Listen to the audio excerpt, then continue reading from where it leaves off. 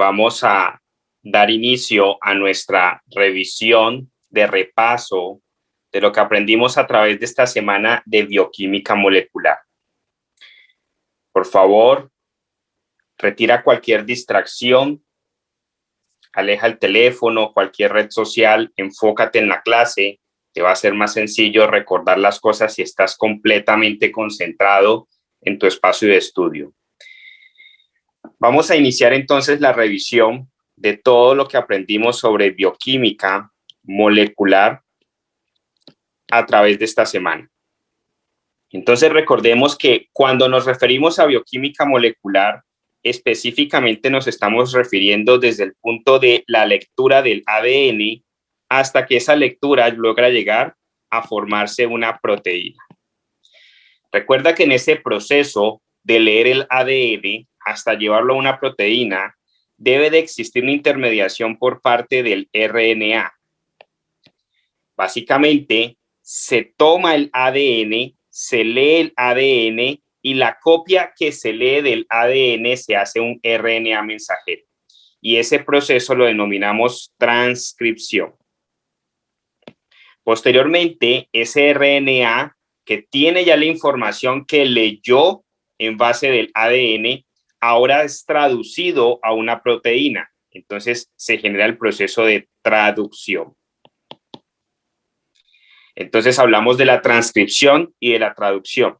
Ahora, el ADN en sí mismo puede copiarse y volverse a hacer a sí mismo otra copia de ADN. Y a ese proceso lo denominamos replicación. Recuerda que en el proceso de replicación pueden haber errores y esos errores se deben de reparar. Entonces nos aparece el término de reparación a través de la exonucleación de las exonucleasas. Entonces, cuando el examen te quiere evaluar bioquímica molecular, ¿qué situaciones te va a evaluar? Transcripción, traducción, RNA, replicación, procesos de reparación y plegamiento proteico. Eso es lo que te va a evaluar el examen cuando se refiere a bioquímica molecular. Recuerda que podemos hablar de genética y eso es una sección aparte. Podemos hablar de metabolismo y eso es otra sección aparte junto con nutrición. Pero específicamente bioquímica molecular es llevar el ADN a una proteína. Ahora, recordemos que el ADN requiere almacenarse y la forma más efectiva para almacenarse es a través de las histonas. Entonces nos aparece el tema de las histonas. Entonces recuerda que cuando hablamos de histonas, pregunta de examen. Hay 4 histonas en general, H1, H2, H3 y H4, pero en realidad la H2 se subdivide en H2A y H2B. Entonces haz de cuenta que hemos formado un octámero y básicamente ese octámero está formado por subunidades de histonas. Entonces tenemos H2A, tenemos H2B, tenemos a H3 y a H4. Y la misma situación en la otra parte. H2A, H2B, H3 y H4. Pregunta de examen. ¿Cuál es la única histona que está por fuera? La H1. Y la H1, haz de cuenta que esto es un sistema de poleas. Se unen para formar un sistema de fuerza, pero al final es como un sistema de almacenamiento. H1 lo que hace es darle estabilidad a todo ese sistema. Pregunta de examen. Única histona que está por fuera, H1. Ahora recuerda que todo este sistema tiene una carga positiva por fuera. Externamente tiene carga positiva. Y esa carga positiva, pregunta de examen, ¿por quién está dada? Por 2 aminoácidos. ¿Cuáles son esos 2 aminoácidos? Arginina y lisina. Pregunta de examen. Entonces, ten en cuenta que el ADN se enrolla en las histonas formando octámeros y la H1 sirve como unión entre las histonas H2, H2B, H3, H4. pero en realidad completamente el ADN se está enrollando en estos empaquetamientos de histonas para permitir almacenarse. Entonces, imagina que básicamente el ADN se empieza a enrollar a través de estas histonas. Cuando se empieza a enrollar, vamos viéndolo un poco más microscópicamente. Supón que esos son los octámeros que se han formado de histonas y el ADN empieza a hacer este proceso de enrollamiento y se empieza a enrollar. Empieza a enrollarse y se empieza a formar algo llamado el nucleosoma. Llega el punto en que ese enrollamiento empieza a ser mucho más condensado hasta que se forma una condensación bastante importante. Si tenemos una condensación menor de 10 nanómetros de ADN, eso lo llamamos eucromatina. Si ya tenemos una condensación mayor de 30 nanómetros, eso lo denominamos heterocromatina. Entonces nota que fuimos de lo más simple. Esas cadenas simples de ADN que se empiezan a enrollar y formar los nucleosomas a través de las histonas, todo esto son histonas, hasta que aquí adentro hay tantas histonas que han permitido empaquetar mucho más ese ADN. Se ha empaquetado tanto que ahora se condensó. Entonces la heterocromatina está altamente condensada. En cambio, la eucromatina está bajamente condensada. Y hay un sistema bioquímico que se asocia a todo este tema. Cuando un ADN está bajamente condensado, quiere decir que se le han pegado grupos acetilo. Entonces está acetilado. Cuando un ADN está altamente condensado, quiere decir que se le han pegado grupos metilo, es decir, está metilado. Por lo tanto, aprendimos durante la semana que acetilado es de active, vienen las dos letras iniciales parecidas, active, es decir, es el ADN activo, y eso nos quiere decir que es el ADN transcribible, tiene permiso para transcribir. En cambio, la heterocromatina viene de la inicial mute. Entonces, eso quiere decir que está silenciado. Eso quiere decir que no está activo, no es transcribible. Por lo tanto, cuando queremos hacer el proceso de transcripción, que es leer el ADN y llevarlo a RNA, necesita que el ADN esté poco condensado, es decir, acetilado, es decir, que tenga una condensación por debajo de 10 nanómetros. Pregunta de examen. Entonces, entre más condensado, más se hace heterocromatina, menos fácil es de transcribir. Se hace un ADN inactivo. Entonces, ese punto es importante tenerlo en cuenta para nuestro examen. Ahora, una gran pregunta. ¿Cómo se hace este ADN? ¿Cómo construimos el ADN? Entonces, recuerda que el ADN está construido a base de ácidos nucleicos. Entonces, nos viene el término ácidos nucleicos. ¿Cómo construimos ese ADN? A base de ácidos nucleicos. ¿Y cómo están construidos los ácidos nucleicos? Entonces nos aparece el azúcar, nos aparece la base y nos aparece el grupo fosfato.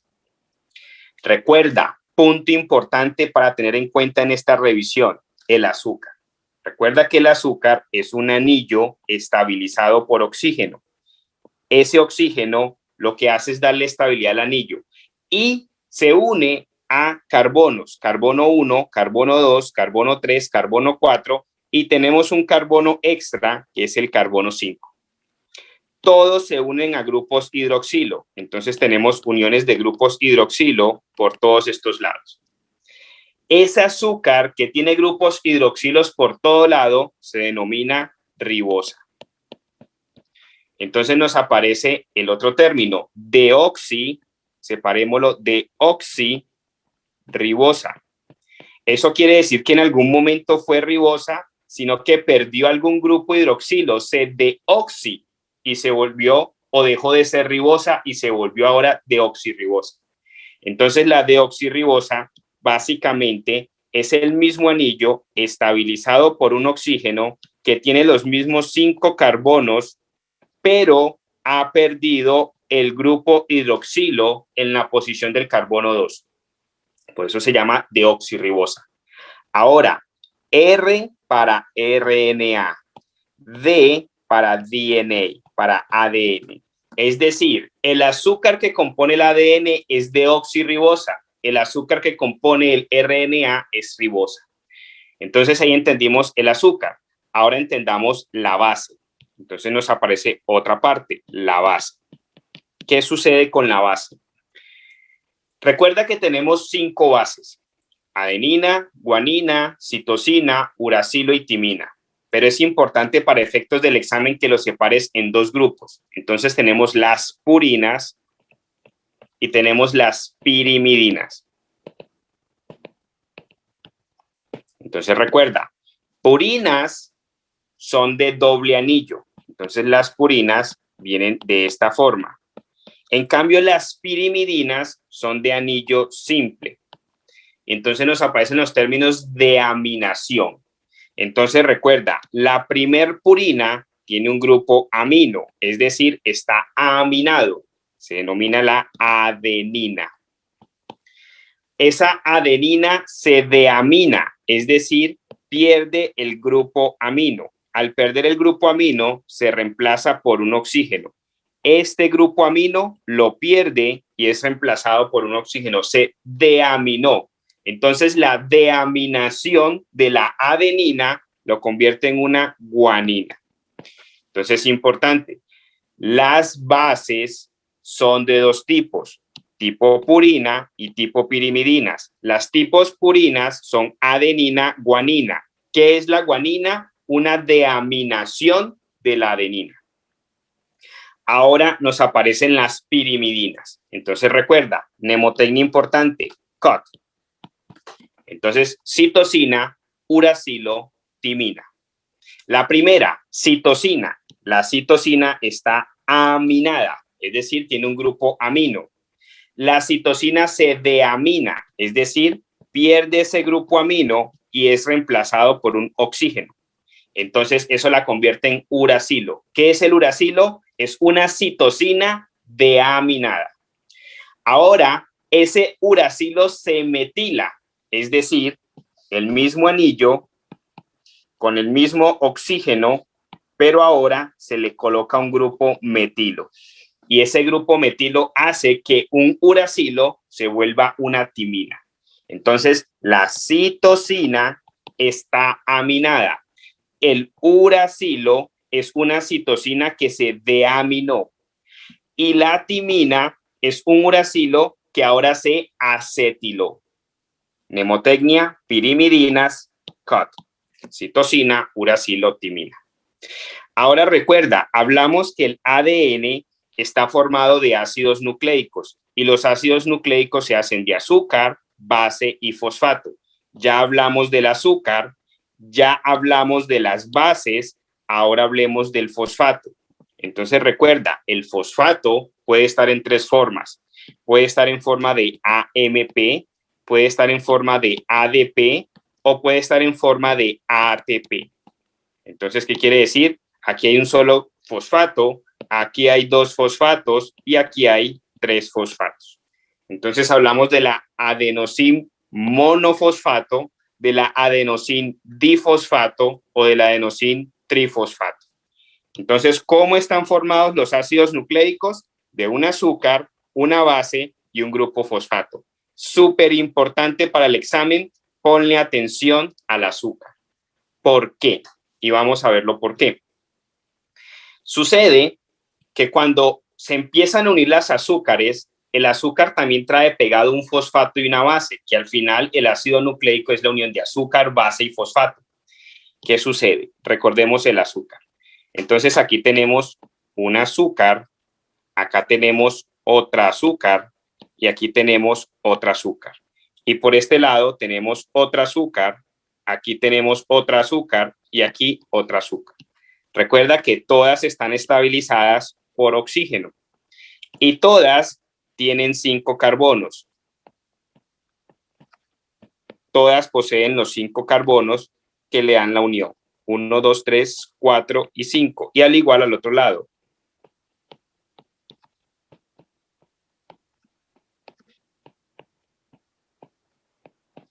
Recuerda que ese quinto carbono es un carbono externo. Y recuerda que en teoría, supongamos que esto es ADN, en teoría todos tienen grupo hidroxilo a excepción del carbono 2. Si fuese con el carbono 2 ocupado por hidroxilo, sería RNA, sería ribosa. Entonces supongamos que aquí hay OH, aquí hay OH, aquí hay OH, pero en el carbono 2 no lo hay. ¿Por qué? Porque estamos hablando de una ribosa, de una deoxirribosa que es de DNA. Ahora, ¿qué sucede?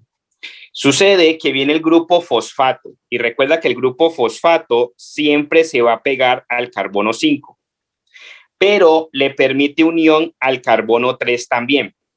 Entonces, aquí empezó, este es el inicio, este es el final. ¿Qué sucede? En el carbono 1 se le pega la base. Entonces, aquí viene la base. Y supongamos que todos estos recuadros son la base. ¿Qué sucede? Al final, la unión o la formación de las bases queda a nivel interno. Externamente lo está protegiendo el grupo fosfato y lo está protegiendo las azúcares de la degradación. Entonces recuerda, supón que esta base, en este caso es la timina, citosina, guanina, se va a unir del lado contrario con la adenina, del lado contrario con la guanina, del lado contrario con la citosina. ¿Qué sucede? La información genética por secuencia la están llevando son las bases, no la están llevando los azúcares ni los grupos fosfatos, sino las bases. Entonces, eso genera protección. Ahora, ¿por qué es importante el tema del azúcar? Si notan, aquí está el carbono 5 y aquí está el carbono 3. Eso quiere decir que va en sentido 5', 3'. De ahí viene la razón de por qué siempre nos determinan que las lecturas van en sentido 5', 3' o 3', 5'. El examen te lo puede colocar como quiera, pero lo importante es que entendamos que la organización o la determinación de por qué nos hablan de 5', 3' o 3', 5' es por el azúcar. Importante. Ahora, si han notado, el enlace entre timina y adenina es doble, pero entre citosina y guanina es triple, por lo cual, si en algún momento requerimos romper estos enlaces, es más difícil romper el enlace guanina-citosina o citosina-guanina en comparación del de timina-adenina o adenina-timina. Es importante. Ahora recuerda que nos aparecían dos términos importantes: nucleócido y nucleótido. Entonces recuerda, uno está con S, el otro está con T. Entonces cuando te hablan de nucleócido, se están refiriendo a que solamente se unió un azúcar y una base. Cuando te hablan de nucleótido, es el ácido nucleico completo, azúcar más base más el grupo fosfato. Importante. Recuerda que en el extremo 5 no se une nada, es el inicio de todo. ¿Dónde se siguen uniendo más bases, más azúcares? En el extremo 3. Entonces, ¿por dónde crece la cadena? Por el extremo 3. Pregunta de examen. El extremo 5 nunca crece. El que crece es el extremo 3. Entendiendo eso, podemos empezar a meternos un poco con el tema de replicación. Recuerda que al principio hablamos que bioquímica molecular se refiere a todo lo que va desde ADN hasta que hacemos proteína, pero también incluye la autorreplicación del ADN, es decir, de ADN copiamos más ADN. Entonces recordemos que tenemos dos cadenas, dos hebras de DNA. Esas dos cadenas en algún punto se abren. ¿Por quién? Por la helicasa. Entonces supongamos que esta cadena amarilla va en sentido 3' y termina acá en sentido 5'. Y supongamos que la otra va en sentido 5' y termina acá en 3'. Supongamos que internamente hay uniones de bases. Entonces aquí timina adenina está uniéndose y aquí citosina, guanina se están uniendo. No olvides, citosina, guanina tienen un enlace más fuerte porque es triple. Entonces sucede que decidimos empezar a hacer crecer esa cadena, la queremos empezar a replicar. Entonces empieza basado en un RNA primer. A pesar de que vamos a hacer ADN, quien necesita colocar el inicio de todo es una primasa, un primer, y ese primer es puesto por una RNA polimerasa. Ya la continuidad, en este caso que sí vamos a hacer ADN, lo continúa la DNA polimerasa 3. Eso es importante. Pregunta de examen. ¿Quién inicia todo? Lo inicia un primer, porque sin el primer, el ADN polimerasa no puede continuar pegando nucleótidos. Necesita de ese primer, necesita de la acción de la primasa para que se pueda continuar pegando. Ahora, importante, en nuestras células que son eucarióticas, podemos tener múltiples puntos de inicio de replicación y sobre todo en la cadena complementaria a la template, a la modelo. Entonces, esta es la template, esta es la complementaria. Normalmente aquí en la complementaria vienen y se ponen múltiples primer. Eso para generar aceleración en el proceso de replicación. Entonces empiezan a formar porciones de ADN. Después, esos primer son retirados. Cuando esos primers son retirados, si notan, quedaron espacios y esos espacios necesitan ser llenados. Esos espacios se denominan los fragmentos de Okazaki. Esos fragmentos de Okazaki, ¿por quién son llenados? Pregunta de examen, por la ligasa. Entonces, de esa forma, hemos hecho una introducción a lo que puede ser la replicación, pero miremoslo un poco más detallado. Entonces, recordemos, tenemos aquí una cadena de ADN que se ha abierto y tenemos acá la complementaria que también se ha abierto. Vamos a suponer que esta cadena de ADN viene en sentido 3', 3', 5'. ¿Qué sucede? ¿Quién abre primero esa cadena? Pregunta de examen. Entonces viene la helicasa. La helicasa empieza a cortar esos enlaces. ¿Qué enlaces son más duros de cortar? Guanina, citosina. Viene y separa la RNA polimerasa que tiene la primasa y coloca un primer.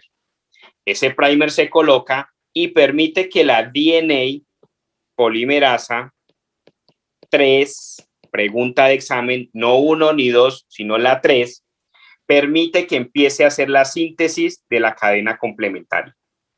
Ahora, el ADN tiende a quererse enrollar nuevamente por memoria. Recuerda que esos enlaces disulfuro están generándole memoria para volverse a enrollar. Entonces aparecen un tipo de proteínas que sostienen y evitan ese enrollamiento y se denominan los single strain binding protein. Esas single strain binding protein sostienen, son unas proteínas de sostenimiento, pero al mismo tiempo nos aparece aquí la topoisomerasa. Recuerda que la topoisomerasa está para las células eucarióticas. La complementaria o la equivalente en las procariotas se denomina girasa. Entonces la helicasa empieza a cortar, las single strain binding protein empiezan a sostener, la RNA polimerasa coloca el primer, la DNA polimerasa 3 empieza a alargar la cadena que empieza a copiar y se empieza a dar. Pero recuerda que también se pueden colocar primers simultáneamente en múltiples puntos para acelerar el proceso y se empiezan a generar cadenas cortas de ADN que después tienen que ser unidas. Entonces viene otra DNA polimerasa, quita los primer y cuando quita los primer quedan fragmentos, quedan espacios. Esos espacios los denominamos fragmentos de Okazaki. ¿Cómo se llenan esos espacios? Viene una enzima que se denomina la ligasa y los empieza a llenar y los ocupa con el restante de ADN. Y de esa forma se está dando todo el proceso de replicación. Pero ¿qué sucede? Nuestro cuerpo no queda contento con eso. Dice, yo no estoy seguro si esa copia quedó perfectamente hecha. Porque recuerda, la replicación de ADN tiene que ser fiel y exacta. No puede haber una sola alteración. Entonces, ¿qué sucede? Si se hizo síntesis en este sentido, se devuelve otra enzima revisando y chequeando todo para hacer exonucleación, es decir, sacar si es necesario algún nucleótido que haya quedado mal puesto. Entonces nos aparece el término de proofreading, prueba de lectura. Entonces, ¿quién hace la prueba de lectura? Las exonucleasas. Entonces nos aparece un término dentro del examen. ¿Cómo se construye y cómo se corrige? Y es una buena pregunta de examen porque es confuso, pero si le ponemos la lógica de lo que hemos aprendido, deja de ser confuso. Entonces, ¿qué sucede? Tenemos una cadena modelo, que es la template. Tenemos la que hemos construido, que es la copia. Y tenemos la actividad de corrección. Entonces, aquí ponemos corrección, que es la exonucleación o la prueba de lectura o la actividad de las exonucleasas, que es lo mismo. Entonces, supongamos que la cadena template, la modelo, se ha tomado en sentido 3', 5'. Como se construye, se debe de construir en forma antiparalela, es decir, en forma de lectura contraria. Entonces, esta viene en sentido 5', 3'. Y como me voy a devolver corrigiendo para ver si alguno quedó mal, entonces me estoy devolviendo en sentido 3', 5'. Pero para efectos del examen, piensa que está en sentido 3', 5', porque la forma que lo estás haciendo es de 3 a 5, es decir, está yendo de 3 a 5, pero el examen te lo va a colocar en este sentido para quererte confundir. Entonces, la template 3', 5', la copia 5', 3', la actividad exonucleasa en sentido 3, 5'. Importante, no te vayas a dejar confundir por eso. Entonces, ¿qué sucede? Recuerda que aquí se generaron los fragmentos de Okazaki. ¿Quién viene a quitar esos primer para que la ligasa los pueda unir? La DNA polimerasa 1. Entonces nos aparecen los términos de DNA polimerasa 1 y DNA polimerasa 3. Pregunta de examen. DNA polimerasa 1 quita el primer para que la ligasa pueda llenar los fragmentos de Okazaki. DNA polimerasa 3 alarga la copia que está haciendo. No te vayas a dejar confundir. Ahora, en ese proceso de prueba de lectura, supongamos que ha sintetizado en esta dirección, entonces se devuelve la prueba de lectura a corregir. En esa devolución de prueba de lectura pueden fallar las cosas. Entonces aparecen las patologías por fallas en el proofreading, en la prueba de lectura. Entonces nos aparece el nucleotide excision repair, nos aparece el base excision repair, nos aparece el mismatch repair, la reparación no homóloga y la reparación homóloga. Entonces, cada uno de estos sistemas está hecho para que de alguna forma en la exonucleación se encargue de algún tipo de reparación en la prueba de lectura que pudo haber quedado mal hecho en la colocación de los ácidos nucleicos. ¿Qué sucede si falla el nucleotide excision repair? Entonces aparece pregunta de examen. Xeroderma pigmentoso. ¿Y qué es el xeroderma pigmentoso? Es un problema en piel que básicamente está formado o está dado porque se forman dímeros de pirimidinas. Y esa pirimidina que se forma en dímeros son la timina. Y básicamente lo que despierta o lo que genera más estimulación hacia el efecto son los rayos ultravioletas. Entonces, pacientes que tienen nucleotide excision repair alterado, cuando se exponen a los rayos ultravioletas, estos generan que se generen ruptura de los dímeros de timina, que son pirimidinas, y se expresa patológicamente en el xeroderma pigmentoso. El otro, el base excision repair. Entonces, aquí lo que siempre te va a preguntar el examen es la secuencia. ¿Cuál es la secuencia que usa el base excision repair para generar todo ese proceso de exonucleación? Entonces, ten en cuenta la mnemotecnia GEL, please. Entonces, ¿qué significa eso? Que primero glicosila. después endonuclea, después genera actividad de la enzima liasa, después polimeriza y después genera actividad de la ligasa. Es decir, pone un azúcar para identificarlo, después lo saca, después la actividad de la liasa lo que hace es como una limpieza. La polimerización es alistar los nucleótidos extremos para poder meter el nucleótido nuevo y después lo liga, lo mete, lo pega. Entonces estamos hablando de glicosila, endonuclea, actividad de la liasa, polimeriza y actividad de la ligasa. Pregunta de examen.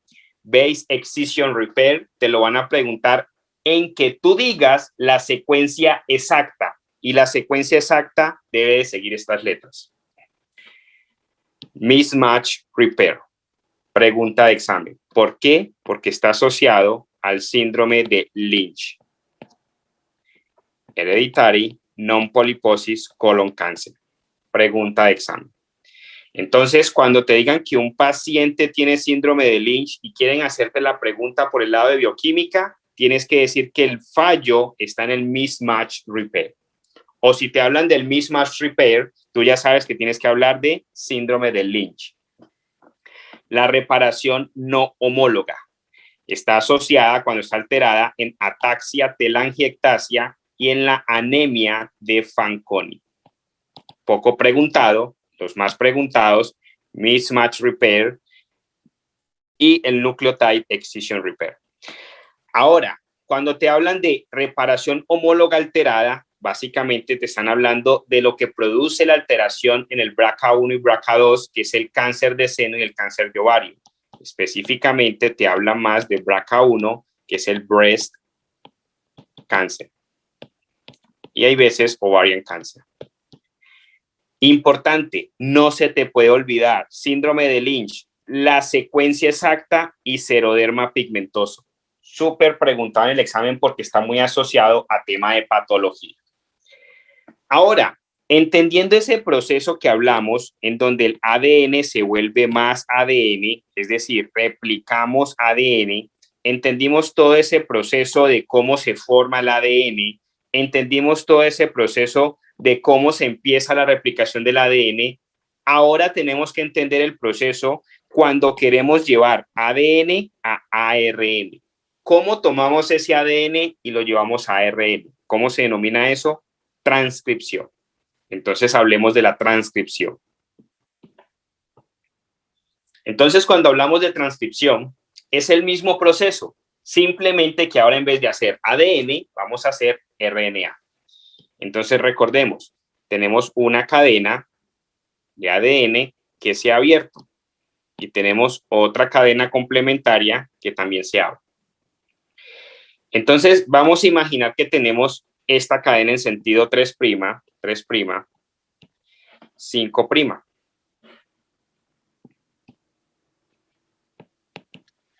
¿Qué sucede? Pasa lo mismo, se pone un RNA primer. La primasa pone el primer y se continúa alargando a través de la RNA polimerasa. Entonces se continúa alargando a través de la RNA polimerasa. Gran diferencia, aquí vamos a tener un cambio, aquí vamos a tener uracilo, porque estamos haciendo RNA. Al final pasa lo mismo, se hizo el RNA. Como pasa lo mismo, el examen no tiende a evaluarnos aquí el punto de entender ese proceso. Si el examen nos quiere evaluar los puntos de alargamiento de la cadena, nos lo va a evaluar más desde el aspecto de la replicación del ADN. Pero cuando el examen nos quiere evaluar este aspecto, nos lo evalúa desde otros puntos. Entonces recuerda, devolvámonos aquí un poco. Antes de colocar ese primer, cuando queremos colocar aquí ese primer primer, es porque ya sabemos que a partir de este punto en adelante voy a empezar a sintetizar una nueva cadena de RNA. Recuerda que de ese punto en adelante lo llamamos la unidad transcripcional. Pero de ese punto hacia atrás no se está transcribiendo por obvias razones. Empecé fue desde aquí. Como de ese punto hacia atrás no se está transcribiendo, se denomina área no transcripcional. pero esa área no transcripcional recibe un nombre más específico para efectos del examen. Se nombra la área promotora o promotor region. Entonces, para efectos académicos y didácticos, saquemos esta porción aparte. Entonces, tenemos un punto en donde hemos empezado a transcribir y de aquí en adelante se empezó a transcribir. Ese punto de ahí en adelante es todo este punto que estamos transcribiendo, es todo este espacio que es la unidad transcripcional. Entonces empezamos a transcribir. Pero antes de ese punto, por obvias razones, el punto en donde se inició fue aquí, el punto antes de ese no se empezó a transcribir. Entonces ese punto que no se empezó a transcribir es todo este espacio, no se está transcribiendo. ¿Qué sucede? Ese proceso genera que sea altamente posible evaluado por el examen, porque se vuelve confuso. Pero vamos a entenderlo nuevamente. Este punto en donde se empezó a transcribir se denomina punto transcripcional, que es el punto del inicio de la transcripción. Todo lo que está antes del punto transcripcional se denomina el upstream. Todo lo que está después del punto transcripcional se denomina downstream. Básicamente es como darle una dirección. ¿En dónde vives tú? En la calle upstream antes del punto transcripcional.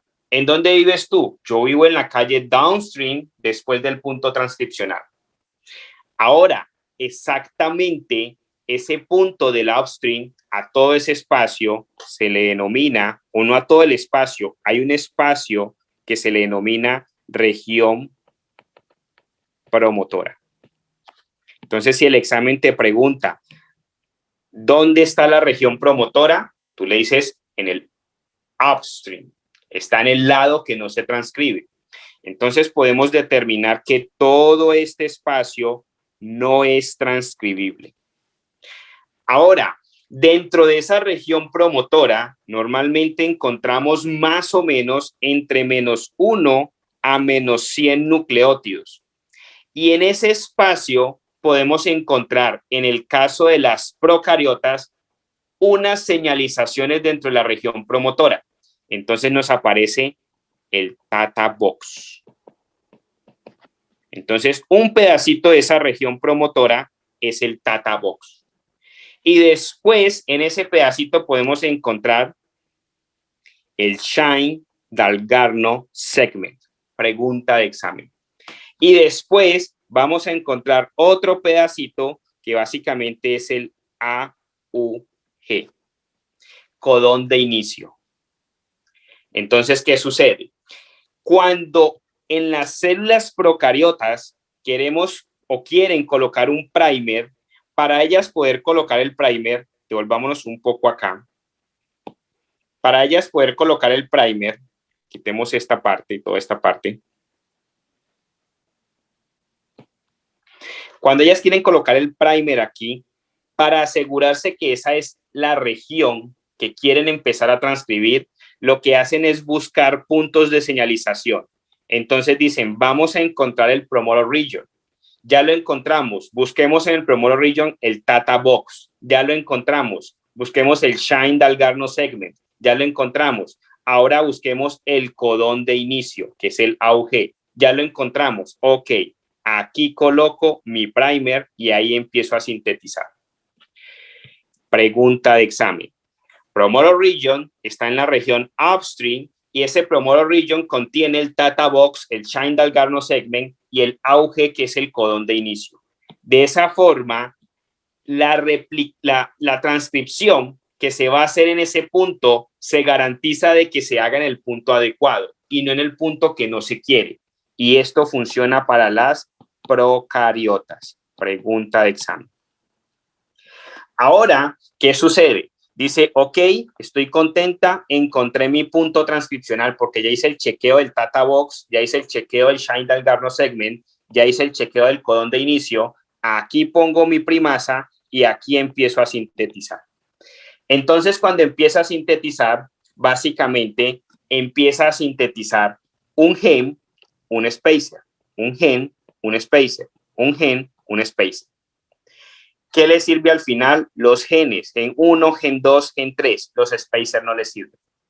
Pero así es como lo hace la célula procariota, hasta que llega a algún codón de stop, que le dice, pare, no sintetice más, no crece más esta cadena de RNA mensajero, y ahí para. Ahora, a diferencia de nosotros los humanos que somos células eucariotas, no procariotas, no tenemos spacer. Ese nombre cambia por intron.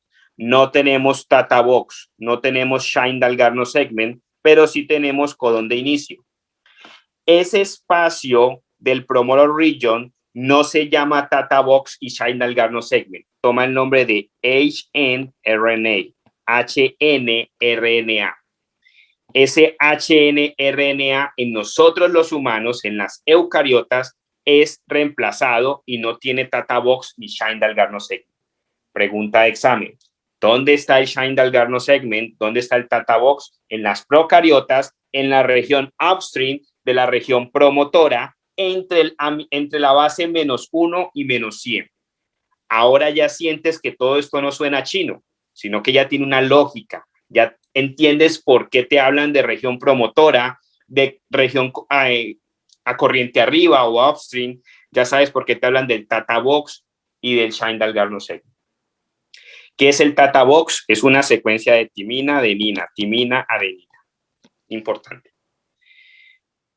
Entonces, si te quieren evaluar los temas transcripcionales, te los pueden evaluar mucho con célula procariota, porque esto suena enredado, pero si lo entiendes, no es tan enredado. Entonces, aquí se dio el proceso transcripcional. Ahora recuerda, en nosotros, las eucariotas, los humanos, no hay Tata Box, no hay Shine-Dalgarno segment. Lo tenemos por el HNRNA. Es una secuencia específica que se denomina pre-RNA mensajero. No es tan importante, pero que sí toma importancia para el examen. Entonces, sucede que hicimos ese proceso transcripcional en una eucariota, es decir, en nosotros los humanos. Entonces se quedó una región que no es transcripcional y esa región que no es transcripcional va pegada de un exón, un intrón, un exón, un intrón, un exón, un intrón. ¿Qué se necesita? Se necesita sacar los intrones, porque los intrones no tienen información necesaria para el proceso de la proteína que se va a formar. Por esa razón, se genera un proceso importante que se denomina el splicing. ¿Qué es el splicing? Básicamente, es como enrollar esas secuencias de los intrones y sacarlos para que después quede no solamente exón, exón y exón, que es la información que se necesita para hacer la proteína. En ese mismo instante se le está haciendo una cabecita y una cola para que se proteja, y esa cabeza se llama la metilguanine cap y esa cola se denomina la poli-A, para que se proteja de la degradación. Entonces eso es un proceso que algunos libros te pueden hablar que es un proceso que se da casi a la par, se da paralelamente al proceso transcripcional. Algunos te pueden decir que es un proceso post-transcripcional. Pero el punto importante que el examen quiere evaluarte aquí casi siempre, Tata Box, Shine-Dalgarno segment, promoter region, upstream. Importante. Ahora, resulta que queremos copiar, queremos colocar un primer aquí, pero para que se empiece a dar todo ese proceso de encontrar Tata Box, Shine-Dalgarno segment, el codón de inicio, o en nosotros los humanos el HNRNA y el codón de inicio, se necesita de que haya un permiso previo, de que diga sí doy el permiso de que haga transcripción. Después de dar ese permiso, el primer se viene buscando esta secuencia para ponerlo. Y ese permiso está gobernado o controlado en nosotros los humanos por la metilación y la acetilación. Entonces recuerda, volvemos al inicio de lo que hablamos. Cuando algo está metilado, M está mute. Cuando algo está acetilado, está activo. Cuando está mute es porque está condensado, es decir, es heterocromatina. Cuando está acetilado está activo, es decir, está en eucromatina. Cuando está en eucromatina es porque tiene menos de 10 nanómetros. Cuando está en heterocromatina es porque tiene más de 30 nanómetros de condensación. Ahora, cuando está metilado es porque tiene un grupo metil. Cuando está acetilado es porque tiene un grupo acetil. ¿Cuál permite acceder y cuál permite copiarse? Acetilación, cuando está en eucromatina. Entonces, si por alguna razón necesitamos alguna proteína en específico y necesitamos colocar el primer, antes de que ese primer aparezca y pueda reconocer esta secuencia, se tiene que haber acetilado el ADN y tiene que haberse vuelto eucromatina. Es decir, se tiene que haber desenrollado. Tiene que estar en menos de 10 nanómetros. Entonces, un control transcripcional en nosotros los humanos es la acetilación, metilación. Queremos transcribir, se acetila el ADN. No queremos transcribirlo, se metila el ADN. Y este proceso es importante en los cromosomas, porque recuerda, venimos en cromosomas de pares. Entonces, uno se metila, el otro se acetila, para que uno transcriba información y el otro se silencie. Y eso es importante, porque los dos activos, los dos van a chocar en información y pueden generar incompatibilidades con la vida. Entonces, uno se metila, el otro se acetila. ¿Cómo nos evalúa el examen ese aspecto? Con el cromosoma 15. No lo olvides. ¿Por qué? Porque hay una patología o dos patologías que se generan por alteraciones en el silenciamiento o muchas veces en delección de ese cromosoma. Entonces recuerda, tenemos cromosoma 15. Y por acá tenemos otro par de otra persona de otro cromosoma 15. ¿Qué sucede? Representemos cada cromosoma en una barra. Esto es un cromosoma, este es otro cromosoma. Este es un cromosoma, otro cromosoma. Y vamos a suponer que en el caso del cromosoma 15 del ejemplo A, es diferente al caso del cromosoma 15 del ejemplo B. Supongamos que en el caso del cromosoma 15 del ejemplo A, se debía de metilar, es decir, se debía de silenciar normalmente, porque uno de los dos se tiene que silenciar. Se debía silenciar normalmente el cromosoma materno. Entonces, este es el de la mamá, este cromosoma se silenció.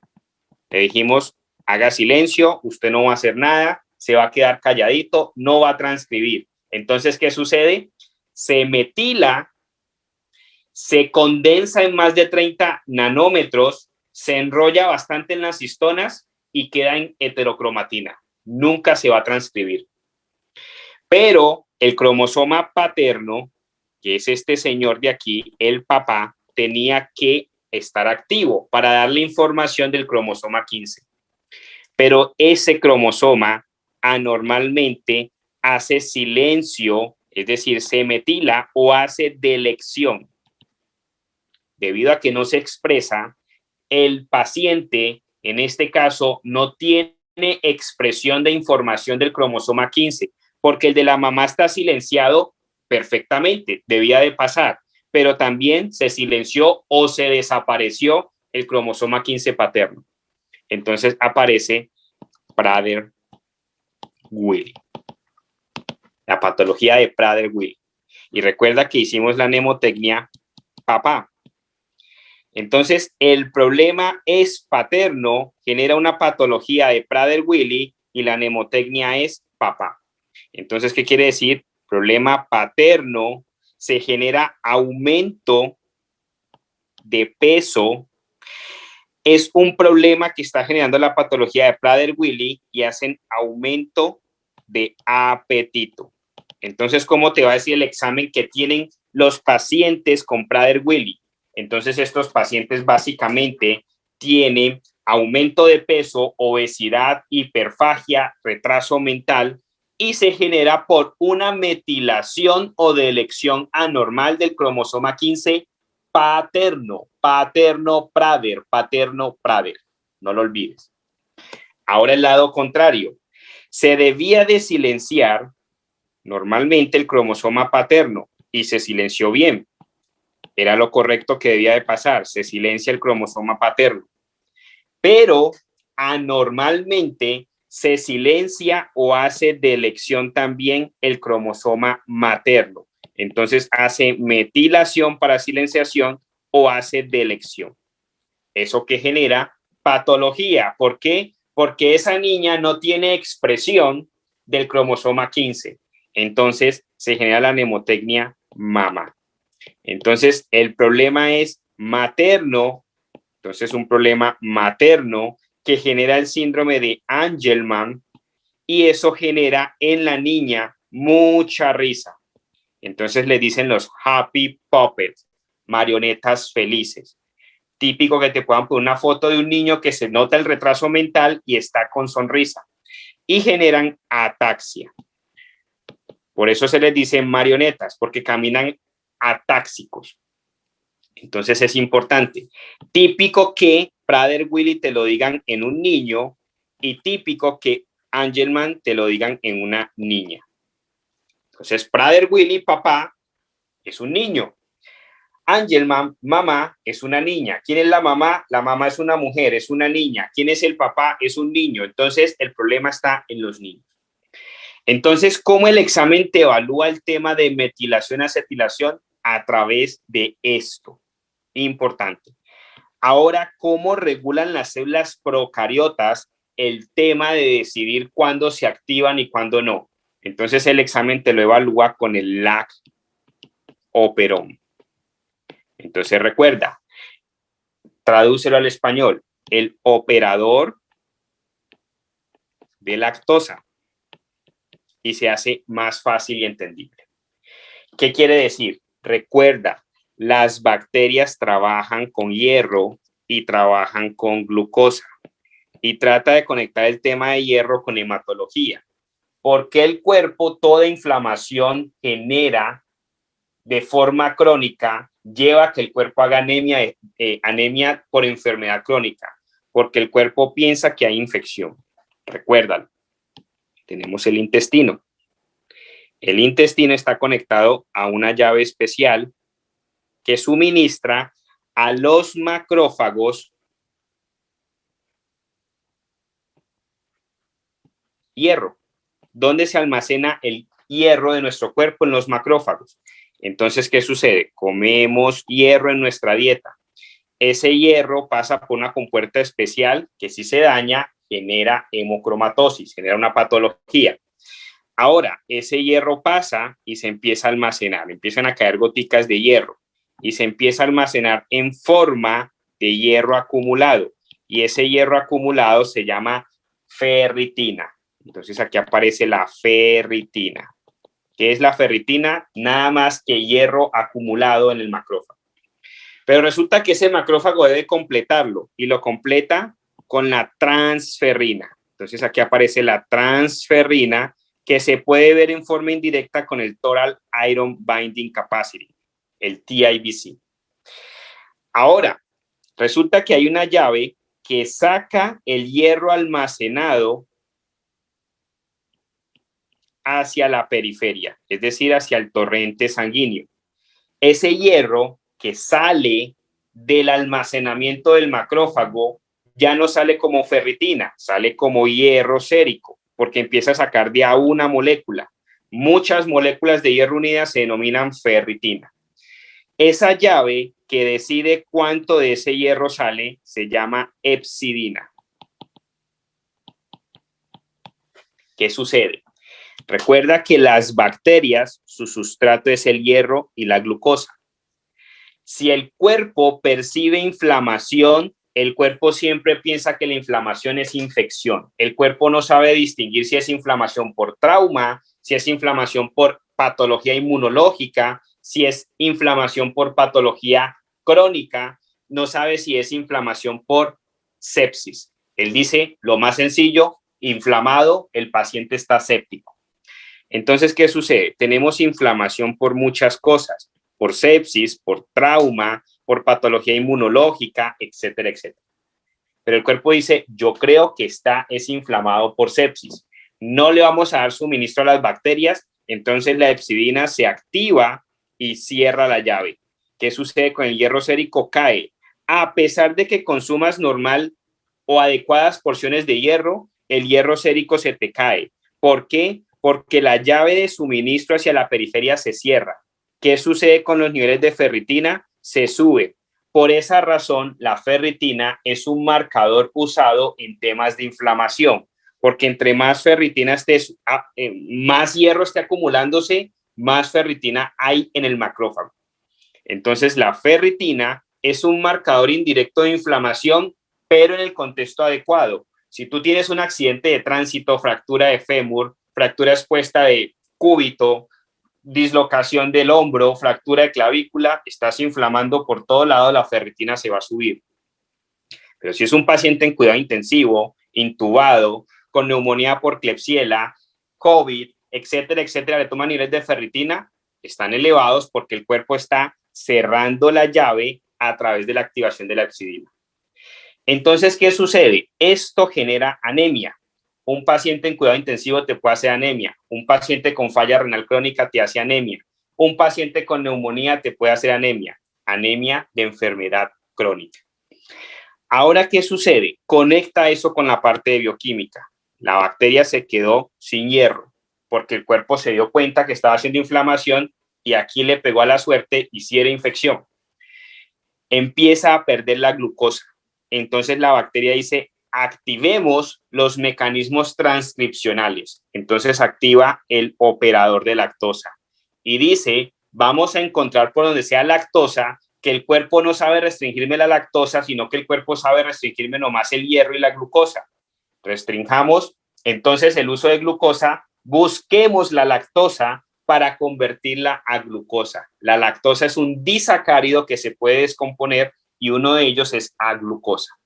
Entonces saca a partir de lactosa, saca glucosa y la bacteria sigue viviendo. Eso es un mecanismo transcripcional para poder seguir viviendo. Entonces recuerda, si hay altos niveles de glucosa y bajos de lactosa, el lac-operón está apagado. ¿Por qué? Porque funciona a base de glucosa la bacteria. Pero si los niveles de glucosa están bajos y los de lactosa están altos, el lac-operón se enciende, se prende. ¿Por qué? Porque necesita activar mecanismos transcripcionales para poder sobrevivir. Entonces, ¿qué es el lac-operón? Al final, el lac-operón es un proceso de activación para la transcripción en células procariotas o bacterianas. De esta forma hemos terminado la primera parte del repaso. Continuemos. Cuando hablamos de ese proceso inicial, coloquémoslo por acá, de que vamos de DNA hasta llegar a una proteína. Recuerda que pasamos por el proceso intermedio de hacer un RNA mensajero. En ese proceso intermedio de hacer RNA mensajero lo denominamos transcripción. Ahora vamos a llevar ese RNA a proteína, es la traducción. Entonces vamos a enfocarnos en la traducción a proteína. Entonces nos aparecen conceptos importantes a tener en cuenta. Nos aparece el RNA de transferencia. Entonces el RNA de transferencia siempre piensa lo que tiene esa forma de T. Por eso se llama transferencia, o asumamos que al menos por eso lo llamamos de transferencia. Entonces dibujémoslo más o menos como luce ese RNA de transferencia. Entonces lo tenemos más o menos así.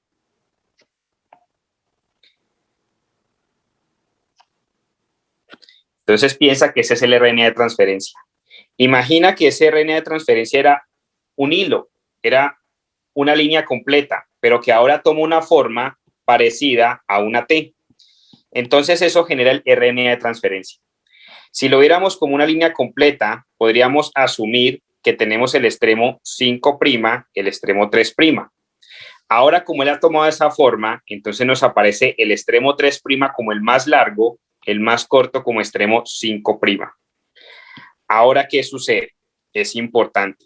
Al extremo 3', no lo vayas a olvidar, se le pega el aminoácido. Importante. Esta región final se denomina la región anticodón. Y el anticodón lo que hace es unirse al codón. ¿Y qué es el codón? Las tripletas. Entonces, supongamos que aquí está AUG. Esa AUG va a codificar para que se le pegue metionina al extremo 3'. Al extremo 3' es donde lleva el aminoácido. Importante. Entonces nos aparece otro término importante. Hay codones de inicio, start codon, y hay codones de parada. Ese codón de inicio lo hemos mencionado aquí, es el AUG. ¿Para quién va a codificar? Para llevar, para hacer, para aportar a la metionina. ¿Esos de parada cuáles son? Pregunta de examen. Recuerda, asócialo a you go away. You are gone. Y you are away. UGA, UAG, UA. Algunos hablan de las universidades, hablan de Universidad de Guadalajara Autónoma, no sé si así se llamará, pero pensemos Universidad Autónoma de Guadalajara, Universidad Autónoma de los Andes. Entonces piensas de que tenemos esos principios. El RNA de transferencia es el principio más importante dentro de la traducción de proteínas, porque es el que carga uno de los trabajos más importantes. Entonces no lo olvides.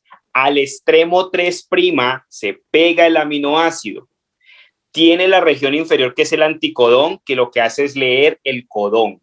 Y el codón es la secuencia que viene del RNA mensajero. Es decir, todo ese RNA mensajero viene en secuencias de tripletas. Viene en secuencias de tripletas.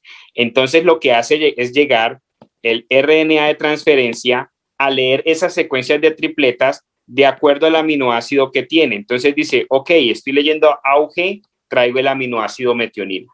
Empieza a leer esas secuencias. Y esta secuencia, básicamente, es el RNA mensajero. Entonces, aquí viene el RNA mensajero, le llega el RNA de transferencia con el aminoácido adecuado para la secuencia de tripleta que tiene. Entendiendo ese principio, entonces entendamos el proceso de la traducción y está dado en pasos. El primer paso es activar el RNA de transferencia. Entonces viene la activación. ¿Activación de quién? Del RNA de transferencia. Recuerda, el RNA de transferencia tiene forma de T. Entonces, ¿qué sucede? Nos aparece el RNA de transferencia.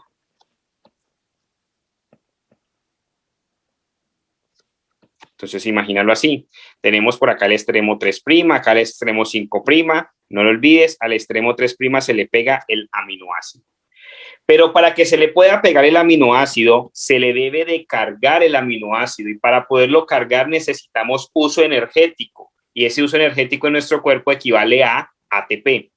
Entonces, se le une el ATP a través de la catalización, no lo olvides, pregunta de examen. ¿Quién cataliza esa reacción? La aminoacil tRNA sintetasa. Entonces viene la aminoacil tRNA sintetasa. Entonces la aminoacil tRNA sintetasa usa ATP para que se le cargue el aminoácido al RNA de transferencia. Y viene y le carga el aminoácido. Cuando le carga ese aminoácido, entonces podemos empezar todo el proceso, porque recuerda, el primer codón que se lee es AUG. Este es el anticodón del RNA de transferencia que está leyendo este codón. ¿Y lo carga con quién? Lo carga con metionina. Entonces lo carga con metionina y listo. Ahí puso el primer aminoácido de esa esa cadena de proteína. Entonces se empieza a dar todo el proceso de elongación y en un punto llegaremos al proceso de terminación. Entonces, de la activación pasamos a la iniciación. ¿Cómo se inicia todo ese proceso? Entonces recuerda que podemos pensar, perdón, que más o menos la forma que nos toma el RNA, el ribosoma, es más o menos así. Entonces hablamos de la mnemotecnia EPA. Somos latinos, nos gusta bailar, entonces cada que bailamos decimos EPA. Entonces aquí está el EPA. El EPA quiere decir los puntos en donde se va acomodando el RNA de transferencia. Y sucede que aquí nos aparece una subunidad ribosomal pequeña que lo que hace es apretar la cadena que se está alargando para que no se salga. Entonces llegó ese primer RNA de transferencia. Se acomoda aquí, un segundo. Se acomoda aquí el primer RNA de transferencia. Entonces llegó aquí el primer RNA de transferencia. ¿Qué significa A? Access, el sitio de acceso. ¿Qué significa P? Prolongación. ¿Qué significa E? Exit, sitio de salida. Entonces llega al sitio A, ese primer RNA de transferencia. Recuerda, en el extremo 3 viene cargado de metionina, porque está leyendo aquí, por aquí va entrando toda la cadenita del RNA mensajero y resulta que aquí lee para AUG, lee para metionina. Listo, cargó el aminoácido, es metionina. Ahora, este RNA de transferencia se tiene que mover al sitio P. Y eso lo hace a través del proceso, tercer proceso, translocación. ¿Quién hace esa translocación? La peptidil transferasa. Entonces, llega este RNA de transferencia y se mueve acá. Se mueve con su metionina y se quita de aquí. Entonces, sucede que ahora la cadenita de RNA mensajero se corre un poquito más. Entonces ya aquí la secuencia AUG quedó por acá y ahora supongamos que se pone la secuencia UGUA. Supongamos que esa secuencia lee para lisina. Entonces llega el segundo RNA de transferencia. Llega con la lisina que está leyendo para esta tripleta y hace translocación. Entonces se mueve para el sitio P y se pega junto con el otro para pasarle la metionina. Entonces este queda con metionina y con lisina y se va el que quedaba viejo ya vacío hacia el sitio E. Entonces aquí va quedando este nuevo RNA de transferencia, se quita del espacio A, se corre la cadena de RNA, se corre más y aquí ya va quedando con metionina y lisina. Llega el tercer RNA de transferencia y supongamos que aquí estaba AUG, aquí estaba el otro que es el GUA y supongamos que aquí lee para el GAU. Supongamos que ese es para, qué sé yo, arginina o supongamos cualquier aminoácido, el aminoácido X. Entonces ahora nuevamente vuelve y se corre, se coloca aquí el RNA de transferencia, viene con el tercer aminoácido, se sale el antiguo, se queda acá en el sitio de salida y este nuevo ahora tiene 3 aminoácidos. Y vuelve y se corre la cadenita de ARN y así sucesivamente sigue pasándole tripletas de codones a unos nuevos RNA de transferencia.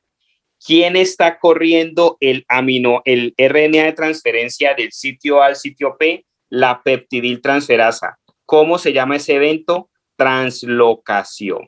Pregunta de examen. Y puede ser pregunta de examen desde el punto de vista de antibióticos. Hasta que llega por acá un codón que dice, no más señor, pare, codón de parada. Y recuerda que esos codones de parada es you go away, you are gone, and you are away. O UGA, UAG, UAA. Entonces, ¿qué sucede? Llega ese codón de parada y ahí no llega un RNA de transferencia. Llega hasta el que estaba previo a ese. Y hasta ahí se sintetizó la cadena. ¿Y qué se hizo? Una proteína. Desde el ADN llegamos a la proteína. Ahora esa proteína necesita sufrir procesos post-traducción. Entonces aparecen los procesos post-traducción. Entonces, este proceso a grandes rasgos que más nos evalúa el examen es el plegamiento, la glicosilación, la fosforilación y la defosforilación a través de manosa. Ahora, en el proceso de plegamiento nos puede aparecer una alteración, que es el mal plegamiento o llamado misfolding, el mal plegamiento o misfolding. Entonces, ¿qué sucede? Cuando hacemos mal plegamiento de una proteína, ¿quién viene y se le pega? La ubiquitina. Entonces, representemos eso. Entonces, ¿qué sucede? Tenemos plegamiento en estructura primaria, secundaria, terciaria y cuaternaria. Primaria es una línea. Secundaria pueden ser hélices como el ADN. Terciaria, una forma un poco tridimensional. Cuaternaria es el plegamiento que más nos puede evaluar el examen porque se forman las subunidades de receptores o se forman las enzimas. Cuando queda perfectamente plegada, se le une una proteína que se denomina la chaperona.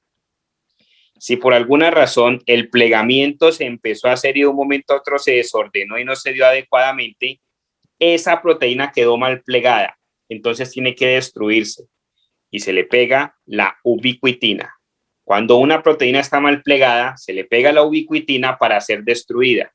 ¿Y qué hace? La ubiquitina lo que hace es llevarlo a un sitio de basuras que se llama el proteasoma. El proteasoma es un reciclador de proteínas mal plegadas o mal estructuradas. Entonces, lo que hace es meterla y la saca en forma de aminoácidos simples para que puedan ser reutilizados en otra parte. Si por alguna causa no tenemos el proceso de ubiquitinación adecuadamente, eso puede generar patologías neurológicas por acumulación de proteínas que tienen que ser desechadas, que están mal plegadas o que ya están viejas en el cerebro. Ahora, recuerda que de esos procesos después se viene la glicosilación. Entonces, ¿qué sucede? En ese proceso de glicosilación, básicamente, esa proteína que ha quedado perfectamente plegada es llevada al retículo endoplasmático rugoso, en donde se le hace un proceso que se denomina la N-glicosilación. Y en esa N-glicosilación también se fosforila. Posteriormente es llevada al Golgi y en el Golgi vuelve y se glicosila, pero ahí sufre la O-glicosilación. En retículo endoplasmático rugoso, N-glicosilación, en Golgi O-glicosilación. Y después de eso es llevada al lisosoma ya para el efecto final, que es desfosforilarle, quitarle ese fósforo que se le puso en el retículo endoplasmático rugoso. Entonces eso se denomina defosforilación de manosa. Cuando la defosforilación de manosa falla, aparece una patología que se denomina el AICEL. Posible pregunta de examen. De esa forma, se logra el proceso completo desde lectura del ADN hasta el punto en donde se hace la síntesis de proteína. Entonces, retomemos rápidamente todo y recordemos. DNA lo pasamos a RNA mensajero y de ahí lo llevamos a proteína. Entonces, punto importante, el DNA se puede hacer autorreplicación. En la autorreplicación puede fallar y entonces vienen los temas de la exonucleasa. Entonces, viene después el tema de que vamos a pasar de ADN a ARN, entonces, problemas de procesos de transcripción. De RNA mensajero a proteína, traducción. Entonces, recuerda que en la transcripción, dependiendo si es una célula eucariota o procariota, podemos tener ciertas diferencias. En la procariota, ¿cómo determinamos dónde colocar ese primer? Entonces nos aparece el Tata Box, nos aparece el Shine Dalgarno Segment y el auge, que es el codón de inicio. Garantiza eso, ¿qué hace? Colocan el primer y empieza la síntesis. En nosotros los humanos aparece el hnRNA, que es el RNA pre-RNA, y de ahí sí se va al codón de inicio, AUG, y se empieza a sintetizar. Recuerda que en la traducción nos aparece el proceso de activación, nos aparece el proceso de iniciación, nos aparece el proceso de translocación y nos aparece el proceso de terminación. Esa activación básicamente la estamos generando a través del proceso de la aminoacil tRNA sintetasa. Entonces, aminoacil tRNA sintetasa. El proceso de iniciación básicamente es donde entra en conjunto con el proceso de translocación. Va casi de la mano. ¿Qué sucede? El proceso de iniciación es colocar esa primer aminoácido que es la metionina. Terminación, entonces aparecen los codones de parar. Importante. Después de eso, se ha hecho la proteína, entonces vienen los procesos post-traducción. Y en esos procesos de post-traducción está el plegamiento. Si se plega mal, entonces se plegó mal o se plegó bien. Si se plega mal, ubiquitina. Si se plega bien, chaperona. Si se plegó bien y le quedó la chaperona, se va al retículo endoplasmático rugoso, en donde sufre N-glicosilación y fosforilación. De ahí se va al Golgi, en donde sufre O-glicosilación. Y de ahí se va al lisosoma, en donde sufre de fosforilación de manosa. En esta diapositiva resumimos todo bioquímica molecular que puede ser evaluado para el Step 1. Espero, doctores, que les haya servido bastante. Con esto terminamos la revisión de lo aprendido. Importante.